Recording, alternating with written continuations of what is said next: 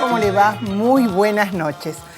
Y le diría que hay muchos temas hoy para tratar. Así que bueno, como semana a semana he tratado de hacer una selección de los principales de ellos. Intentamos, y va a estar con nosotros Julio Piumato. Bueno, lamentablemente no ha podido venir, tal vez tenga que ver con esto que ha ocurrido en el día de ayer a propósito de lo que declaró el ministro de Trabajo Tomada a propósito del no reconocimiento de Moyano como líder de la CGT. Intuyo esto porque, bueno, imagino que hoy las conversaciones deben ser muchas, la posición de Barrio Nuevo apoyando el paro, hasta ahora por lo menos es así, del 20 de noviembre, convocado por la CGT de Moyano, y también la adhesión de otros dirigentes como Bussi, Michetti y demás. Así que va a ser un mes de noviembre, intuyo yo, sumándole esto, la convocatoria sin líderes, como dijo la presidenta de la Nación, pero con un fuerte contenido popular de aquellos que se expresarán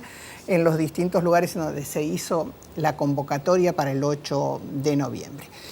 Y cuando uno piensa en nuestro país y en el porqué de estas divisiones tan profundas, tal vez lo vivimos una vez más en la violencia sin razón del domingo pasado, en un clásico que obviamente todos relatamos más allá del partido al que adhiramos como hinchada, pero relatamos como un clásico de los clásicos. Lo que se vio por televisión y lo que se vivió en la cancha, aquellos que fueron, a propósito del comportamiento de los Barras Bravas de Boca, la verdad es vergonzoso.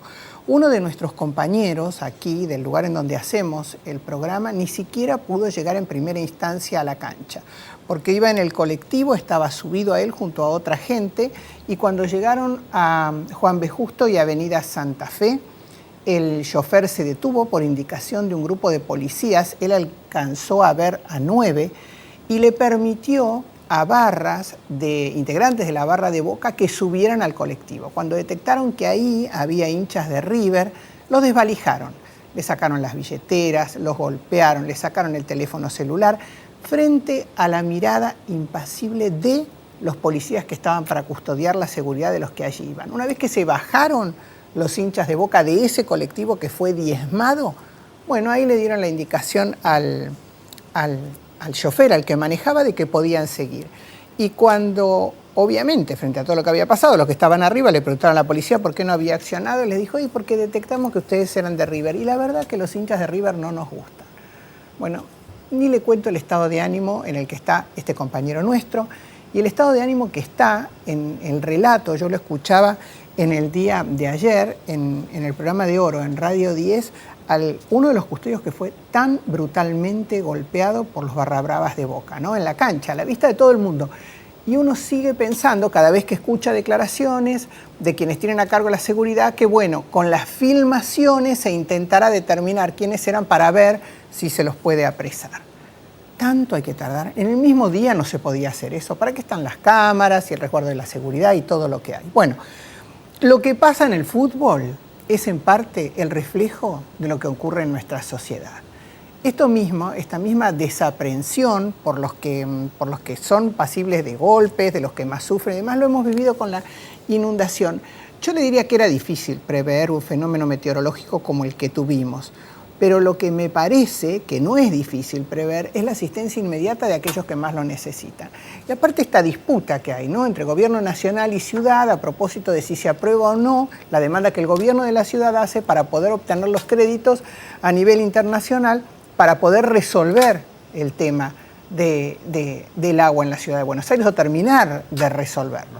Pero bueno, las disputas políticas parece que pesan más. Y en el medio, las declaraciones de integrantes del Partido Socialista que en la ciudad adhieren al partido oficialista a propósito de, bueno, que en realidad hay créditos que hoy todavía no se están utilizando y que la culpa es del gobierno de Macri. Yo le diría a los políticos, terminen de debatir, piensen en la gente. Porque esta cosa de creer que se van a tener los votos de más personas, porque en el momento en que ocurre una situación, una tragedia como esta, yo aprovecho la situación, me hago dueña de ellas y critico a aquel que tiene que hacer o que no hace lo que yo pienso que hace, la verdad que no sirve. Bueno, lo digo también como integrante de una sociedad que hoy, digamos, recuerda, porque ayer se cumplieron los 29 años de las elecciones que lo llevaron al doctor Alfonsín a la presidencia de la Nación. Nos recuerdo a todos jóvenes, nos recuerdo en esos actos masivos de participación masiva en donde bueno, la juventud estaba tan presente, ¿no? Aquella juventud que adhería a este hombre de Chascomús, que reivindicaba los ideales del preámbulo de la Constitución, y aquella juventud que, bueno, estaba muy pendiente de lo que había pasado con el regreso de Perón.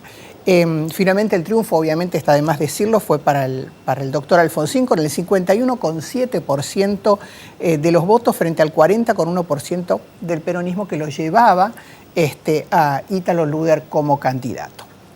Y a propósito de esto también, el diario Clarín publicó en el día de ayer un artículo firmado por Ernesto Sanz, senador de la Nación por la Unión Cívica Radical de Mendoza, cuyo título era "De los eslogans a una democracia de ideas", en donde hace una autocrítica, le diría generacional, que excede a lo que es el radicalismo a propósito de aquellas cosas que nuestra generación dejó de hacer y el estado en el que estamos.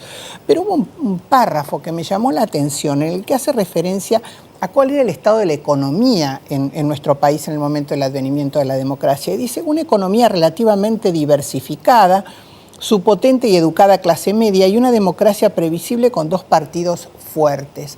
Y la verdad no es ese el recuerdo, senador Sanz, que yo tengo de esa época. Y me parece que muchos vamos a coincidir en esto. Porque el advenimiento de la democracia trajo como mochila la carga de lo que representó Martínez de Hoz. Era terrible la situación económica en la que nuestro país estaba. La falta de valor agregado para los insumos. Era un país absolutamente primario y fue mucho lo que hubo que reconstruir junto a esa democracia. El resto del artículo me parece imperdible. Bueno, le cuento. Hoy va a estar con nosotros Claudio Lozano. ¿De qué vamos a hablar? Mire, no es tema hoy de tapa de los periódicos, pero yo creo que todos percibimos una sensación de no crédito cuando intentamos hacer algo para crecer. Y le doy algunos datos. Según un estudio de la Universidad Católica Argentina, el 70% de los hogares pobres no tiene una cuenta bancaria. Y usted me dirá, bueno, no sé, nosotros muchos nos hemos criado a lo mejor, o nuestros padres o nuestros abuelos sin poder tenerla. Sí, pero el mundo cambió y quien no está bancarizado prácticamente no existe.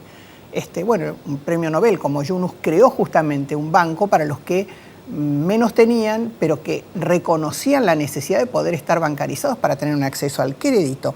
Menos del 15% de la población en Argentina accede a alguna forma de financiamiento para consumo. Los créditos como porcentaje del Producto Bruto Interno son menos que la mitad que en el resto de América Latina. Así estamos, 30% versus 65% en el promedio. Y los depósitos, atención, que este es otro tema muy importante y que uno debe preguntarse por qué nos pasa, porque esto no le pasa a Brasil. Los depósitos del sector privado como porcentaje del producto se ubican por debajo del 20% y son a corto plazo. Ni que hablar de la inflación, que obviamente reduce el incentivo para ahorrar. Conclusión: los hogares pobres solo tienen acceso a canales informales de crédito que obviamente les cobran mucho más. De todo esto vamos a estar hablando con Claudio Lozano. Usted sabe ya nuestras direcciones, pero se las recuerdo: www.carolinaperin.com, nuestro portal de noticias.